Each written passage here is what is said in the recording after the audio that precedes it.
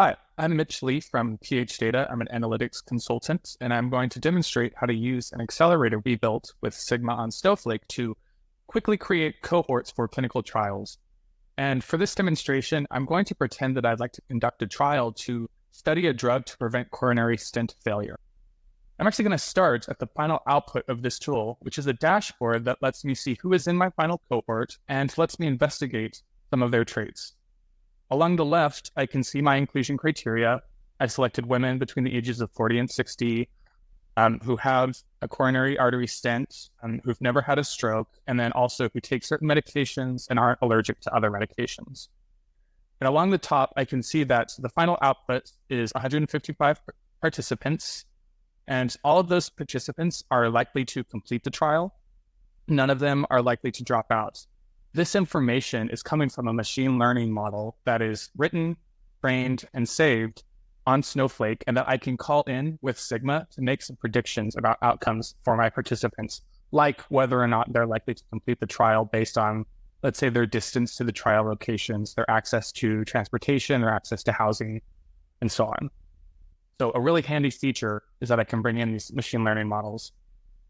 Additionally, I can see who is actually in my final cohort, I have the patient IDs, any potential notes that I've added as the person who's created this cohort, and so on. And so I could easily pass this on to one of my trial coordinators so that they can start to recruit these participants. And additionally, I've included some visualizations that would allow me to segment my cohort and understand its composition, or to look at the relationship between traits in my cohort. For example, you could look at lab results like blood pressure, diastolic and systolic, lots of other visualizations you can include in this cohort to really meet the specific needs of your trial or your company if there are certain ways that you tend to look at. Let's walk through how I can actually use this tool to get to that point. So I'm going to start by setting the inclusion criteria for my participants, as we saw. So I'm going to set age 40 to 60. I'm going to select female, and I'm going to say women who are Black or Asian, and then leave ethnicity untouched. And I'd like to say for current conditions, I want them to have a coronary artery stent for any amount of time as long as they have it currently. And I'd like to make sure that they have never had a stroke in their lifetime. So we'll say 100 years to cover everyone's lifetime. And additionally, I'd like to make sure that they're taking a certain medication and that they're not allergic to another medication. So I'm excluding anyone who has an allergy to this medication. And then additionally, by default, I've excluded certain risk categories that I'm going to care about for this trial, like smoking, alcoholism, drug use, and so on. So having set the criteria for my patients, I'd also like to understand where best to host my trial. My premise could be that the clinicians I'm working with, they can practice at 3 locations. So I'd like to know which of those locations, some or all of them, are the best to use for this trial in order to maximize the number of patients I have and to minimize the risk that they're going to drop out because they're too far away. And I have a handy table here to let me do that. So I'm going to start by searching along the left for states where I'd like to host the trial: Illinois, Michigan, Ohio. And then I'm going to go to the right here, and I'm going to look through the locations that I could work at. And I'm going to find the 3 that I know my clinicians could work at. We'll say it's these first 3. So I'm going to go in here, and I'm going to say I'd like to include these as potential locations for my trial. And I'm also going to add a note to myself that these are locations A, B, and C, maybe based on some notes I've left for myself. And importantly, these notes that I'm leaving are going to get saved with the data. So they're accessible in Snowflake, and they're also always here for me to come back to and look at. So they are saved permanently. So I've set my inclusion criteria. I've set my possible trial locations. And what the application is going to do, as we see, is return a list of patients who match my criteria and who are within 120 miles of the 3 locations that I picked.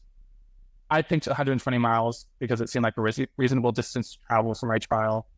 I could change that range, or I could even turn it off and not worry about how far patients are from my locations. So having gotten this list out, I'd like the opportunity as an analyst to do some manual confirmation of these patients and make sure that they are in fact good matches for my trial. So I have a table to help me do that. Along the left, I have the patient ID. And then next to it, I have a column that says whether or not a patient is going to be included in my final cohort.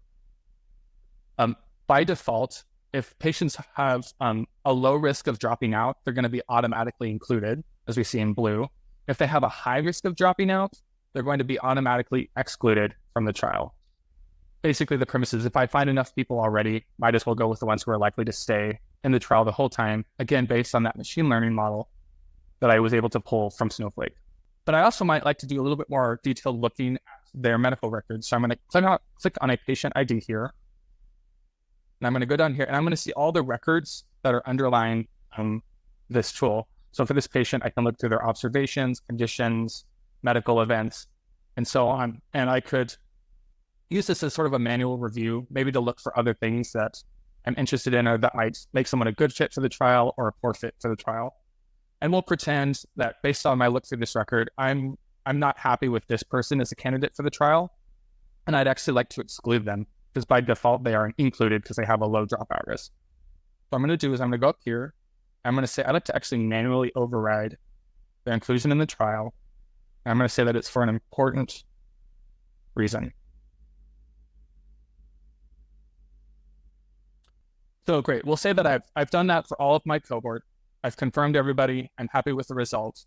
Now it's time to actually select the final location and set of patients that I'm going to use for the trial.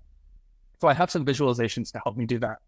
Along the left, I can see the 3 locations that I picked and the number of patients that I confirmed who are closest to each of those locations. And additionally, I have a map that's going to help me visualize the distribution of the patients around those 3 locations. And the idea here is that I might look for spatial distributions that should indicate maybe I should rethink where I'm going to host my trial. So for example, I have a location here, and all of these patients seem reasonably close to it. Again, here I have a location. I think this distribution of patients is reasonable. But an interesting example is that down here I have a location where the patients are mostly in Columbus and they're mostly in Cincinnati, while my location is right in the middle of the two. So I might consider rethinking if I could possibly host in Columbus or host in Cincinnati to minimize the distance to those patients. So for that reason, we'll pick the first 2 that have the largest number of patients, and we'll see the dashboard update to show me that I've made those selections. And we see that here. The places I picked are in green, and now the dots representing patients are in red for the locations that I've picked. And that was the final decision I had to make as a user. I can now come down here and see my final cohort. I can see the 155 participants.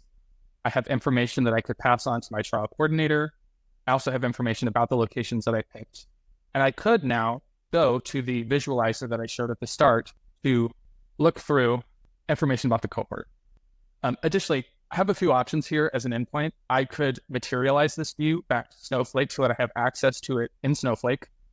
I could also just export this table as an Excel file, for example, and pass it on to the trial coordinator if that's helpful to me. But I think the most important point is that I've done all of this in a matter of minutes, if not seconds. And the time I spent was me thinking and making decisions. It was not me waiting long periods of time to load information about the patients and to set the criteria that I need. That all happened very quickly, saving me a lot of time.